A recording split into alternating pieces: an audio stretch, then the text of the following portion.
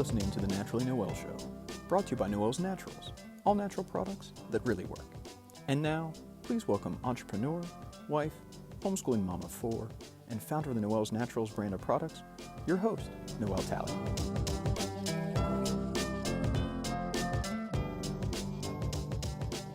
Hi, and welcome to the Naturally Noel Show. So today I am here with Kelly Chall. Kelly is a certified personal trainer. She is a certified prenatal and postpartum coach. She is a pro trainer with the Faster Way to Fat Loss, and she works to help educate clients on how to pair workouts and nutrition to gain energy and thrive and live their healthiest life. And she also happens to be one of my best friends in the whole world. So welcome to the show today. Thank you, Noelle. I'm happy to be here. I know. I'm excited that you're here. So we met 10 or 11 years ago now. Our husbands were friends, and we just kind of decided that we were going to bypass them and just become our own friends. After we found out we had like the same wedding and didn't know each other. We did. I know. It was so funny. You kind of stalked me on Facebook, and we both had hot pink shoes, and we had tennis ball groom's cakes, and it was really funny. But we just really connected on a lot of things, like pregnancy. We were both trying to have a baby at the time, and I don't think either of us were all that natural at the time. We kind of both sort of stumbled in that separately but together. Yeah. And then years later, after we both had a couple babies, we ended up being doulas together, which was a fun adventure.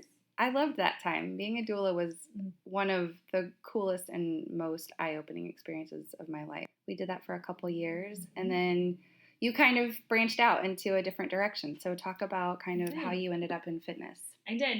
So I wasn't a lifelong fitness person or athlete. I actually wasn't very athletic at all in high school, and I didn't get into it until I had my first daughter. I did a baby boot camp after I had her because I wanted to do something. I was home with her during the day. I wanted to be active. And through that, I saw the kind of confidence that I was gaining through working out, through strength training. It gave me something to do with her. And it kind of opened my eyes to the world of fitness and got me more thinking about how to be healthier, what I can do for my body, not so much by looks, but about strength and what that kind of, how that makes me feel and how I could live a better life.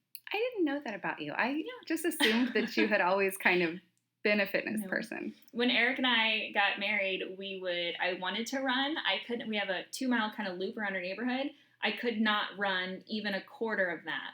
And then I decided a few years after that I was going to run a half marathon with a friend and then run a marathon. And then it was just one of those things like I had to push through the parts that were really sucky and then just do it. So it wasn't natural at all. That gives me hope because we joke about this all the time. I am not a fitness person at all. But there have been times where I've really enjoyed it. Like I did the Faster Way program with you guys and I really got a lot out of those workouts and I really enjoyed I enjoyed the free babysitting at the Y, and I would drop my kids off always a perk. and go to the gym. But talk to me about that, like to the person who is not super thrilled about fitness. Absolutely. It's funny because people will say like, I feel like there's either you hate running or you love running. And I'm going to use running because I feel like that's the one that people are very much like, I'm not a runner or I'm all in a runner. It's one of those things that I feel like you have to make up your mind that you're going to do it. And you don't have to always love it. You don't always have to love. I mean, I've been consistently working out for 6 years now, consistently, and I don't love every workout. I don't wake up every morning at 4:45 saying I can't wait to go to the gym or I can't wait to work out, but I know how I feel afterwards, and I know how I feel when I keep my body consistent, and I do that. I feel much better than I do when I don't. And that's not to say I work out every day. I don't do that at all. I definitely take rest days, but it's just something you have to start and you have to push through it, just like anything in life. It's not always going to be fun and it's not always going to be enjoyable. You're not always going to be motivated. That's where self-discipline and kind of knowing why you're doing it has to come in to keep you going through when it's not fun. And it's not fun to start. It's never really fun to start anything new, typically. I mean, there are certain people that like to be a beginner at things, but I think you're kind of like me in the fact of you like to know what you're doing before you start doing it. Yeah. So it's kind of being vulnerable, too, of saying, like, listen, I don't know what I'm doing. Maybe walking into the gym. So many people are intimidated. I was one of them. Yes. I was a personal trainer, but my clients were out in parking lots in, like, a group fitness setting. I didn't really spend a lot of time in the gym. So a little over a year ago, I decided that I was going to start at the gym, and I was intimidated.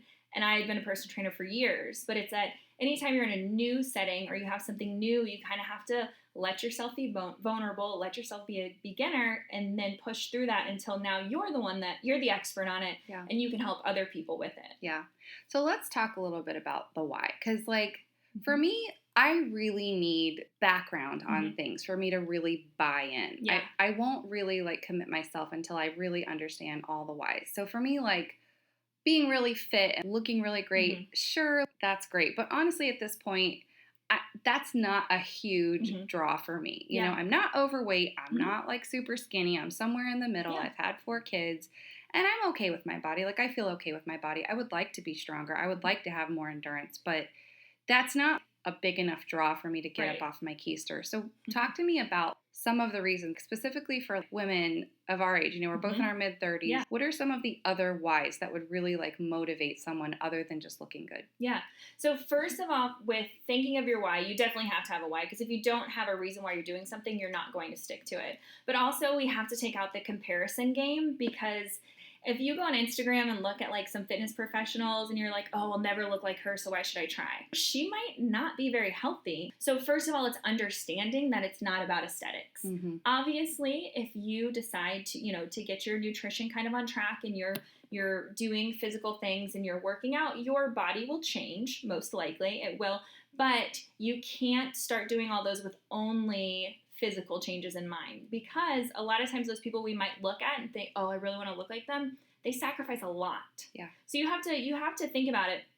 And even me, somebody who's in the fitness world, like, I know if I want to look like certain people or if I want my body to look a certain way, I have to sacrifice a lot. And some of those sacrifices I don't want to do. Yeah. And I'm fine with that. Yeah. So it's first deciding, what do you want? What is it for you?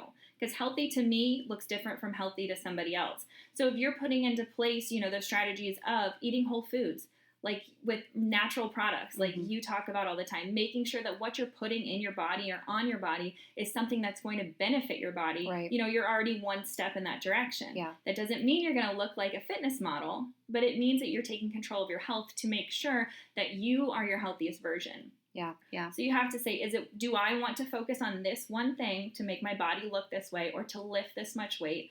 Or am I happy with making daily, small, consistent changes to keep myself healthy and feeling great? Yeah. One of my things, and you always kind of get on to me for this, because I'm like, you're like, just do anything, like even one small thing. Because I see you post stuff like that on social media, but you got to follow her on Instagram because you're always posting really encouraging things. But you're always like, you know, any small things will make a difference. Like, even if it's just a 30-minute walk after dinner. Yes. And I'm just like, no, it's not.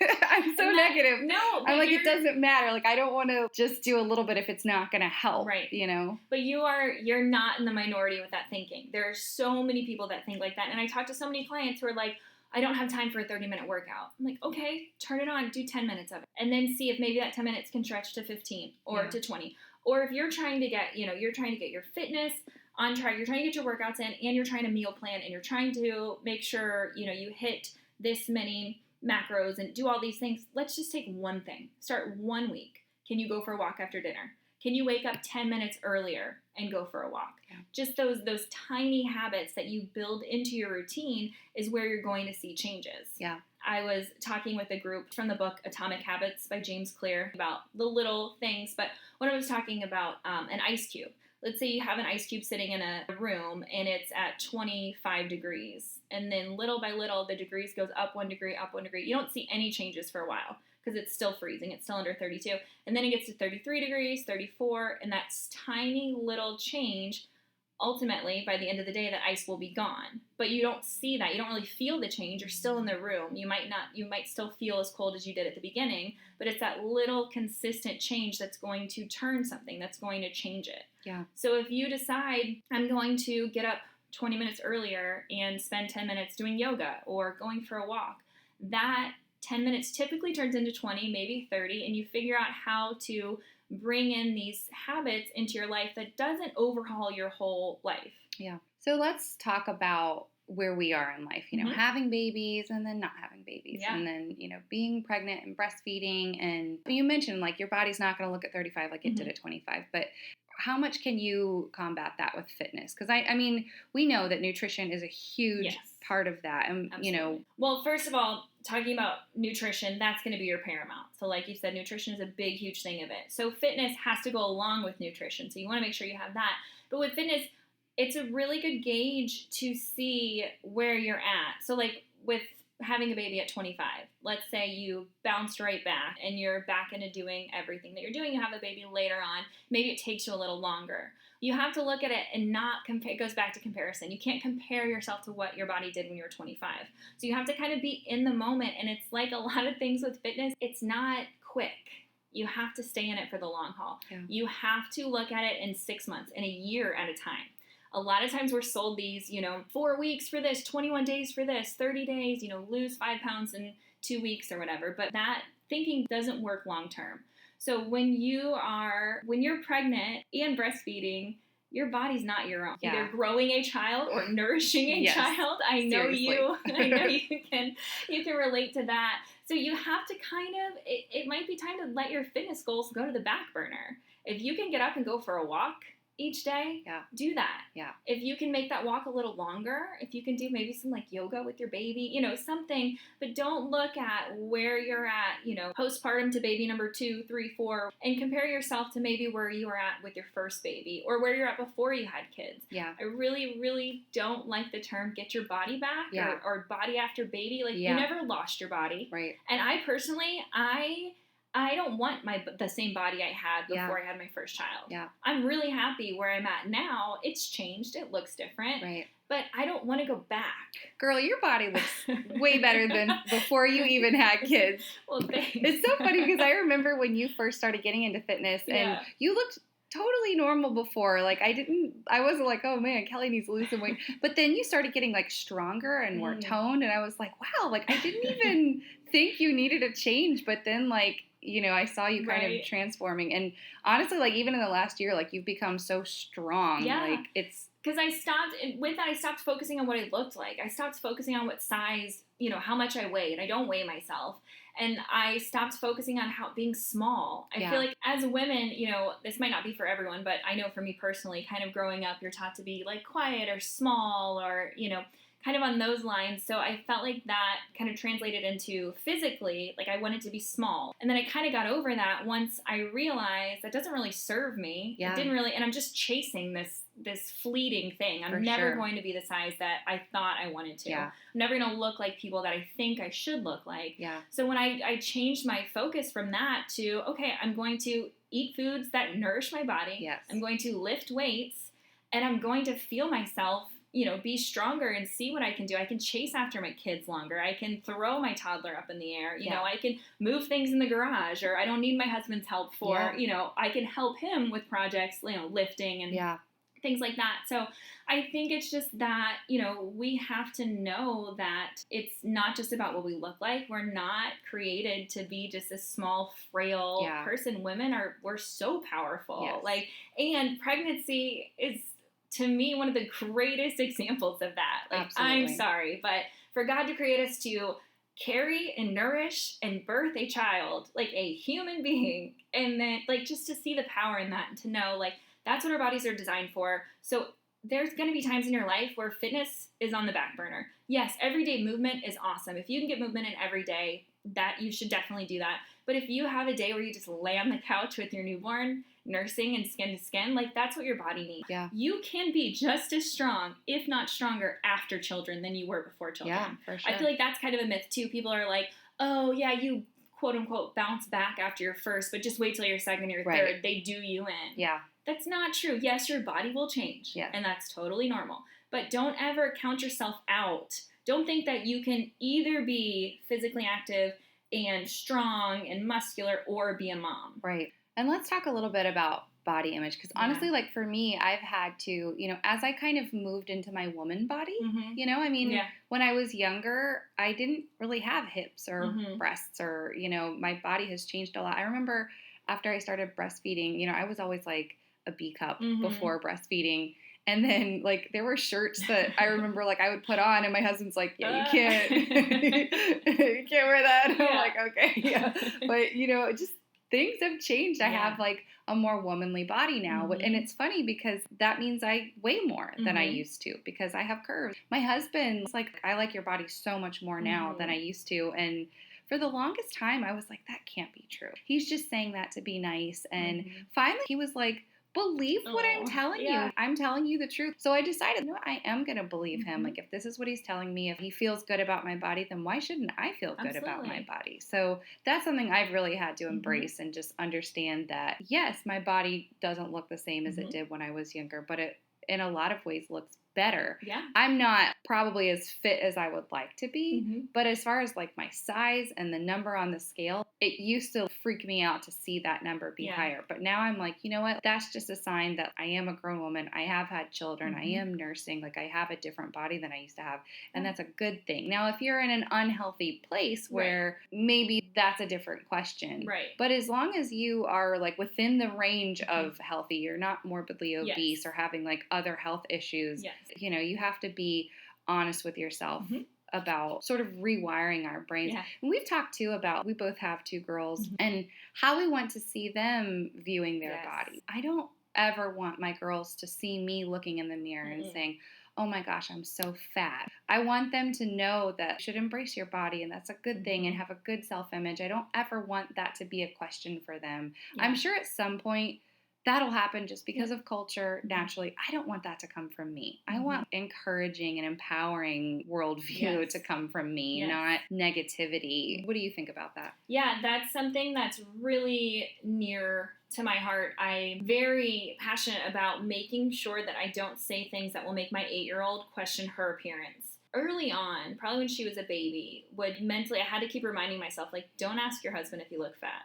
Like, don't say, oh, my stomach, or oh, my thighs, or whatever. There is no reason that my daughter needs to hear me critique my body, because what that does is that sets her up to do that same thing. I remember in VPK, she was 4 years old. I made it a point to say, your legs are strong to get you from place to place. I would make it a point to say, I feel really great in this outfit, or I feel really strong today. I really love how my arms can help me lift this. We do this thing in Carline as I drop her off. She's going into 3rd grade now, but each morning we pray in the car before I drop her off, and I always make sure to say, like, you know, thank you, God, for Kate's brain and her smarts. Thank you for her legs that carry her. Thank you for her arms that help people, or her hands. Things like that, to make, like, physical things have something other than an aesthetic attached to them. I love that. She has this weird thing now. She'll come up behind and kind of, like, poke at my booty, and she'll say something. I was like, yeah, but that booty can help me run faster, you know, faster than other people. Or, you know, she'll kind of say things, and she's very into, like, does this look pretty? I was like, it does look pretty. But I'll try and say stuff like, look very smart in that. Or, you know, you were so kind today in that dress that you were wearing. Or you did something, like, kind of try to relate. When she's asking if outfits look good, try to give it some sort of non-physical thing. Yes. And it might be overboard sometimes, but I feel like we only have so much time with our children. Absolutely. And their minds, they're just soaking in everything. And she's going to hear from girls at school, like, oh, I'm fat, or my mom thinks she's fat, or she's going to hear that from other people. So if I can do as much as I can do when I'm talking to her, to set a very hard line of, we do that, like, we eat these foods because they're good for our body. Right. We do these activities because it's good for our heart. It's good for our lungs. Exercise is never a punishment, ever. Yeah. As kids, as adults, you do not try and out-exercise a piece of pie that you ate the night before. Right. That is never how exercise should be looked at. It should be looked at a gift that we have to give our bodies because we are able to. So the more I can try and just weave that into her life. Joy, who's 3.5, I hear her say a lot of times, I'll let her put some lip gloss on, or I'll braid her hair or something, and she'll say, Daddy's going to love me because of my hair. And I always am like, oh, I hate that she says that. And so I try to correct that. Like, we love you because you're sweet and because you're our daughter. And, you know, but we think you look very pretty too. Like, I try to correct that. But I love all the things that you're saying, because my older 2 are boys, so, you know, I'm kind of new to the girl game, so just reminding myself of those things. And also, too, I talk a lot about how I want my boys to know that women are strong and women are powerful. You know, that's why I work. You know, I try to be home with them as much as I can, and we homeschool, and I'm very present with them. But I also leave because I want them to see, like, hey, I have other things in my life that I want to do that fulfill me. But I also want them to see that model that women, not only that we're valuable, but that we're beautiful in all the different stages of our life. And sometimes they'll say things like Levi has said to me before, especially like right after the baby was born, your belly's still like really big and, you know, your belly's squishy and things like that. And instead of me saying like, that's really mean or don't say that, I'm like, well, yeah, mommy's belly is squishy right now because the baby lived in there. And I just remind him like, yeah, mommy's body is different right now. And then I'll say like, hey, but sometimes that might hurt someone's feelings. So don't say that to other mommies. To strangers, But it's really important to not let that be such an emotional reaction. Like, oh, that bothers me so much, because it shouldn't bother us, you know, that I want them to hear me speaking well of myself, and I want them to hear me speaking well of the girls so they can know when they have a wife one day, they don't think like, oh yeah, she needs to be fit, you know. And I think even as boys, they need to see that positive self-talk modeled. Yes. You know, we feel like boys they don't have issues with their bodies or anything like that. And obviously we focus typically more on girls, but even for your boys to hear that and to see you talking to yourself that way, like they know that it's not normal to, you know, talk down to yourself. So I do want to go back a little bit though to the why. So for me, it would be super helpful for me to understand some of the other, I mean, obviously we know it's important to be fit for health, but why exactly? Like, what exactly does it do for women? And also to touch on, because I know like talk a lot about lifting and lifting heavy, and I've been seeing a lot more of a shift from cardio to lifting for women, and how it's not going to make you look like a man. You're not going to be this like crazy testosterone, you know, muscle head. Talk a little bit about that. Yeah. So when you thinking about working out, and like you said perfectly, it's shifted from, you know, people used to think you had to spend 2 hours on the treadmill every day. So many women over-exercise and under-eat and wonder why they don't have energy, or why, you know, maybe their hair's falling out, or they have kind of some hormonal things, or they're not getting any stronger. Strength training, which is any kind of resistance training, whether it's weights or a resistance band, is going to help you to maintain and gain lean muscle mass. Your body needs lean muscle to function. You know, you need that to be able to play with your kids, to be able to do daily activities. But also, as we get older, our bones, we need our bones to be strong. Yes, we need vitamins and minerals and things like that, but weight training, resistance training on your bones will help them from, you know, osteoporosis. Things like that will help to protect your bones as you get older. So if you want to look at it from just a health point of view, you have that your structural integrity is protected by lean muscle mass.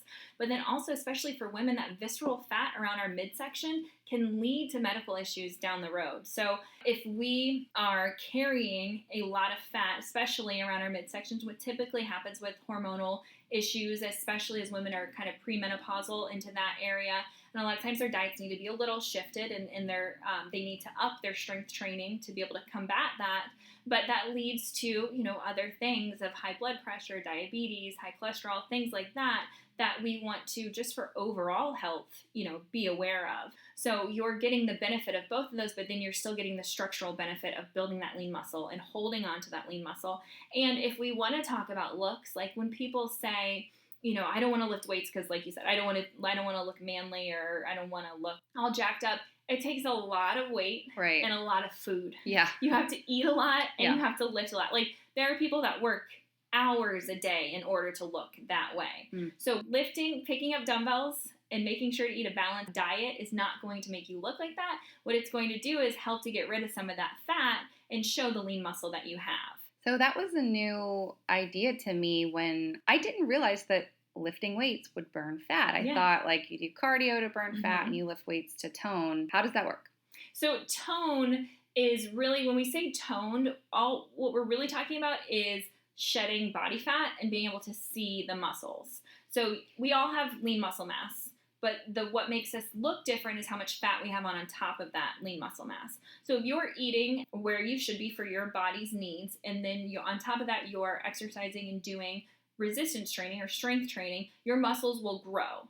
So that kind of cardiovascular side of it, the calories that you're burning through your movement is burning fat and you're growing your muscles. So think about something that has muscle underneath and then fat covered. The more fat that leaves, the more you see that muscle. Mm-hmm. So when we talk about being toned, really what we're saying is gaining lean muscle. And kind of, it's called body recomposition. So you're losing body fat and gaining lean muscle mass. And that's where you'll see the changes. I remember when I was a kid that, I don't know who it was, but my mom heard some woman say, I have a 6-pack of abs. I just keep it covered up with a layer of fat so it doesn't get scratched. I mean, I would venture to say most all of us probably do have a 6-pack under there. Very few of us have it visible. But as corny as that kind of saying is, that's really what it is. I mean, we all have muscle. Yeah. Not the same amount, obviously, but we all have muscle, but we have that kind of layer of fat on top of it, which is what we want to, if you want to see those muscles, you have to get rid of that fat. So I do want to briefly mention diastasis. Maybe there's a good amount of women who don't know what that is. Explain what diastasis is. Yeah, so diastasis recti is when you're in pregnancy, and it doesn't have to be just pregnant women. Men can have DR as well as people, if you've gained a lot of weight and then lost it, or even some high-level athletes, if they put too much intra-abdominal pressure, through workouts or whatever, can get it as well. But so you have around your core, around your stomach, or your TVA, your transverse abdominal muscles, they kind of go around your stomach like a girdle. And when you're pregnant, those muscles, they don't rip, they don't tear, they just they spread apart a little bit, and the linea alba, which is the connective tissue, thins. So obviously, because you have to make room for baby, your stomach expands, so that connective tissue. I had no idea when I was pregnant that the abs move to the front of the belly and move apart. I just assumed that they would be kind of tucked back behind. Yeah. But I don't think a lot of people know that the abs move to the front of the belly. Yeah, so that baby is growing out. So you're between the baby and your skin are your muscles and everything. So as your stomach is growing, those muscles are moving kind of out and apart, and that linea alba, that tissue, connective tissue in between, gets thin. And so then once you have the baby and kind of things start to go back, that connective tissue is not there to kind of pull those muscles back together. What it comes down to is kind of re-corseting your abs. So the biggest things you want to focus on are breathing, diaphragmatic breathing. The short answer is it's a very long and kind of slow, boring process. But if you ever want to have your stomach flat again, or flat like it was before, some people call it like the mom pouch, you know, the pooch, you have to take care of those inner abdominal muscles, that transverse abdominal muscles. So your rectus abdominis are the muscles on top, like the 6-pack. Those, if you're just doing crunches or whatever, you're putting a Band-Aid on it. Yeah. So you're not getting to the quote-unquote core of the problem, which is your TVA or transverse abdominal muscles. And there are all over YouTube different resources out there for you to look into that. But just know, if maybe you're a mom and you've realized, I've tried all these exercises and I just feel like I can't get my stomach to look like it did. Not that it'll always look like it did before. Right. That you probably need to look into, to see if you have some sort of diastasis, and then really focus on your transverse abdominal muscles and the deep core. Yeah, I think that's important because you can be doing the right diet and exercising. Yes. You could possibly be making it worse with certain abdominal exercises. Yes. But you could feel pretty good, but still have kind of like a rounded belly and just feel really self-conscious about that. And so, I had that after Joy and was able, it took probably 2 months of little exercises, and they were a lot more gentle than I thought. And I thought, there's no way this is working.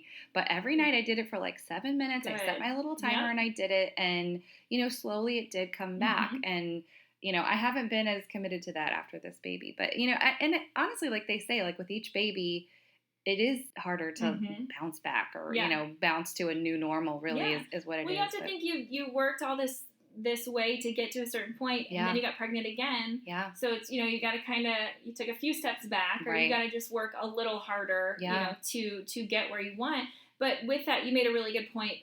Sometimes if women don't know that they have it and they just think it's normal, and they continue with regular exercise or intense exercise, they can make that worse. And another thing is, just a little side note, talking about pregnancy and fitness, pelvic floor health. And it's not normal to pee your pants. Like, it's common, but it's not normal. Yeah. So it's one of those things, and that's another cultural thing. We think like, oh, once you have kids, you have to cross your legs every time you sneeze. Right. You do. A lot of us do have to do that, but you can get help. See a pelvic floor therapist. There are pelvic floor exercises that you can do to where you can make, you can strengthen the things that need to be strengthened and relax the things that need to be relaxed. And everyone is different. So there's not a one size fits all for that. But just throwing that tidbit out there. If that is you feel like you have diastasis recti, you feel like you have, if you have leakage or incontinence, don't be afraid to reach out to a pelvic floor therapist, because they can help you with all of it, and you will be better off, for the rest of your life by addressing that now. Yeah. I feel like we have, in a lot of ways, like with this generation, like we have so much information, and it's like sometimes it's overwhelming. But in a lot of ways it's good, because women, 40 years ago didn't know, like, there was an option to not pee your pants every time you jumped on a trampoline. Yes.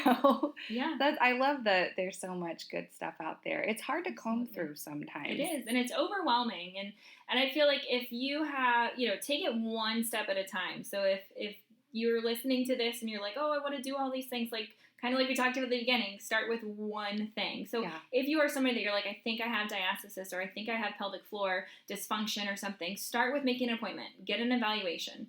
Find a pelvic floor therapist in your area, somebody that you can go to, and then kind of take it from there with what you need to do. Or if you think you might have maybe some DR, go online and, look at, there's free resources all over the place to help with that. Yeah, and I can add some links in the show notes as well.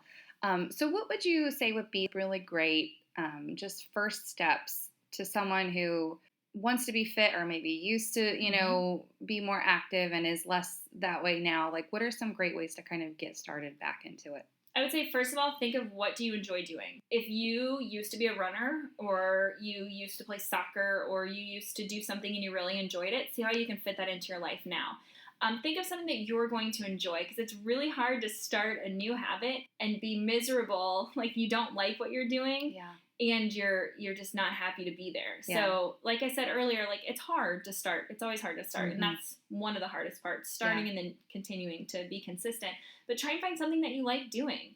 I mean, if you like walking, if you like bike riding with your families, plan Saturday bike rides. Yeah. Plan something, or if you want to get time away, find a running group in your community. Find maybe like yoga or a Pilates class or Zumba, something. Give yourself, sit down for half hour, research, look at what's around there, because there's other women in your exact same position. And what about the person who does not enjoy being active? You? It's funny because I actually am, I am pretty active because I've got 4 kids, you know? I mean, I don't sit down very often, we're either outside, walking around, doing things. I've never enjoyed sports. I never did any athletic stuff when I was a kid. The things that I did were less sporty. I like rock climbing and but what do you say to the person who's like, I don't like that kind of stuff? Yeah, I would say, what are your goals? What do you want? What are you looking to have change? If you are looking for a physical transformation, or you are looking for like a big change, then you're just going to have to get over that. You're going to have to get out of your comfort. You're going to have to decide, this is what I want to do. Yeah. I challenge everybody, no matter how old you are, what your fitness level is, to sign up for a 5K. I'll back up. Before signing up for one, find a race and go stand at the finish line for 20 or 30 minutes. Watch the people that come through the finish line. You will see people older than you, bigger than you, more out of shape looking than you. You'll see people that don't have the same abilities that you do. Maybe they have a wheelchair or a walker. You'll see people from all walks of life and be so inspired that if these people can cross this finish line, why can't I? Yeah. So sometimes it takes kind of a big jump, maybe like you're not a runner and you're like, hey, I'm going to do a 5K. Or maybe the turkey trot is the November turkey trot's a perfect time for you, Noelle. I know. You know what? I'm going to do it. There we go. I'm going to do it. There we go. So a little backstory. We used to live on this route every year in our area. On Thanksgiving morning, there's a turkey trot, and it used to run directly in front of our driveway. And so every year we would sit down at the end of our driveway with like hot chocolate, and we would watch all of our friends run by until somebody decided to have a baby on Thanksgiving Day. But you were still with me. I was with you. I was your doula, and you had a little turkey on Thanksgiving morning. And then this past year, they didn't have it because of COVID. So this year is the first year that both of our boys can do it. Yes. And I actually did say, I was like, yeah, sure, we'll all do it. And Yes. So you know what? I'm committing now. There we go. To do. You all heard this. Noelle's committing to the turkey trot. I'm gonna do it. I'm love excited. it. Well, cool. This was really fun, and Yeah. gosh, you have like. I don't think we've sat down and talked about this kind of stuff in a I while. know. Like, I'm just shocked at. Well, I don't know. I'm not shocked. Of course, I'm not shocked because you're brilliant, but your knowledge is so expansive in this area, and you've just really grown so much since we met so long ago. And yeah, it's been really cool getting to, share life with you. And we've had some babies together, and we've been there for each other's babies, and that's been cool. And it's been fun kind of becoming moms together. Yeah, maybe I need you to kick my butt a little bit. I'm happy to.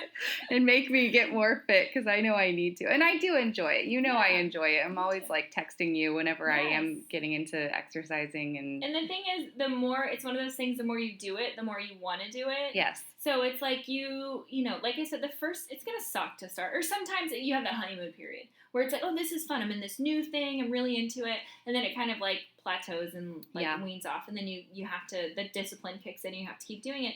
But when you start to feel better. Yes. And again, it's not about how your clothes fit, although that is a great indicator. Right. Outside, don't use the scale. Use how you feel in your clothes and things like that. But you start to feel better. And then you're like, oh, I have more energy than I did before. Oh, maybe I don't need a nap today. Or, oh, I feel better than I felt in a while. And so you kind of now thrive off of, oh, I know if I don't go out for a walk, I'm going to feel more tired later today. Yes. Or if I don't do this, these things are going to happen. Yeah. So it's like you have to get over the hump of doing it, and then you want to do it more. Yeah. And it becomes more of that routine, and it just, you feel better doing it. Yeah, absolutely. Well, I love that.